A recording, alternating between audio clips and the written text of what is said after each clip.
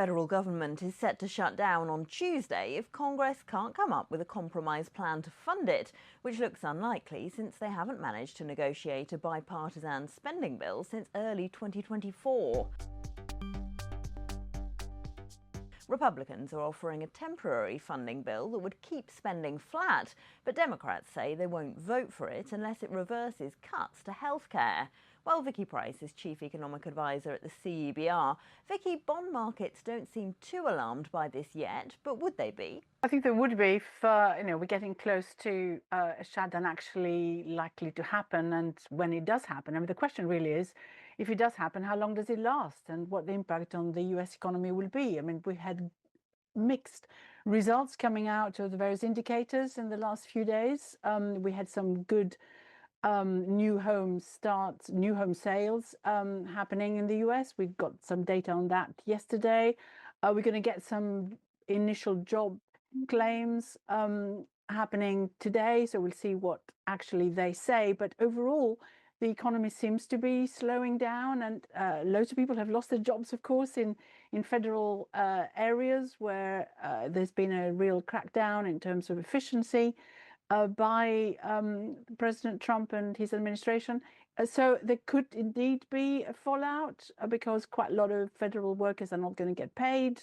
Real issues about those who receive retirement payments and loads of other services that are being given to people in various areas, including those who need particular extra help with survival, if you like, and food and so on.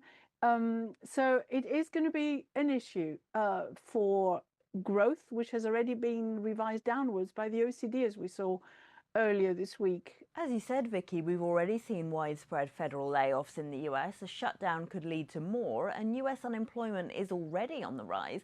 How concerned do you think we should be about the US labour market? I think we should be. There is an interesting aspect of this, which is that quite a lot of young people don't seem to be able to find jobs.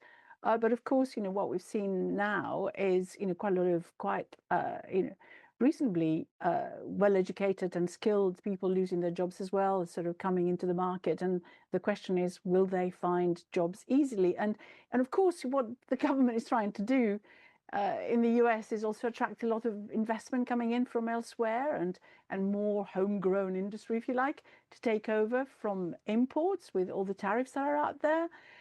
Now prohibiting quite a lot of companies elsewhere selling to the US because, of course, it leads to them being competitively disadvantaged as a result. Prices are going up as well. So there is an issue for the average worker in terms of being able to cover what they need as well, in terms of being able to do the weekly shopping, if you like. So there are issues there that are affecting the US economy anyway. And I mean, what will the bond markets do in the future if they think that any efforts to perhaps contain some of that increasing debt, which they're all forecasting, are perhaps going to be more difficult to engineer? So that's going to be an issue. Fed officials, including Chair Powell, sounded quite hesitant about committing to further rate cuts this week. Do you think, though, that they might be caught out and be forced to move faster? They might. I mean, if this shutdown actually means that the economy slows down, the percentages that are calculated in terms of what it means for every week of a shutdown, in terms of bringing, GDP, lower than it would otherwise have been. They calculate something like, if I remember correctly, because of course we did have a longer term shutdown in 2019 in the US, lasting for quite a few weeks, is that every week of a shutdown brings with it an 0.1 of a percentage point reduction in GDP.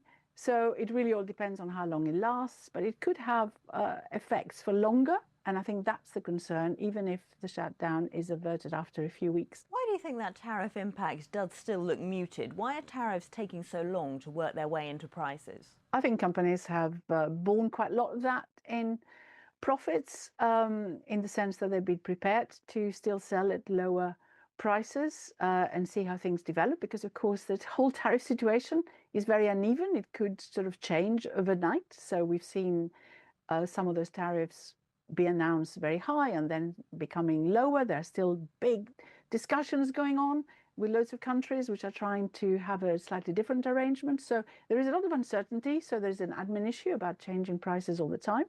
But there is also the fact that early in actually the first half of 2025, quite a lot of imports were affected in order to try and avoid the tariffs. So there's a lot of inventory lying around.